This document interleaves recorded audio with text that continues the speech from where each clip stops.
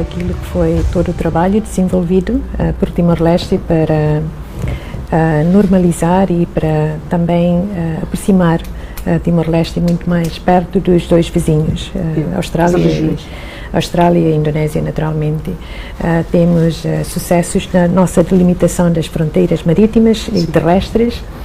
Temos também a inclusão dos nossos jovens no programa PALM, o Pacific Australia Labour Program.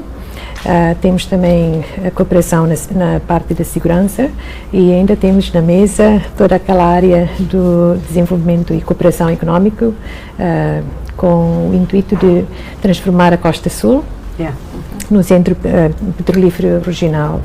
A nível regional, como nós sabemos, temos todo aquele esforço para a nossa integração e cooperação dentro da ASEAN.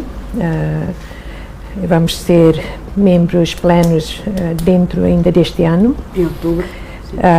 E temos ainda a nossa diplomacia em organizações intergovernamentais como o G7+,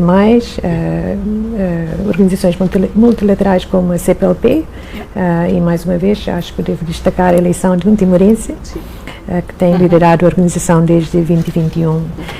A nível global, mundial, devo sublinhar aquilo que são as transformações que temos visto, as grandes transformações.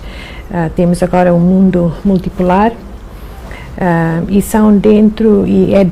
devo dizer, dentro dessas grandes transformações que Timor-Leste deve se situar.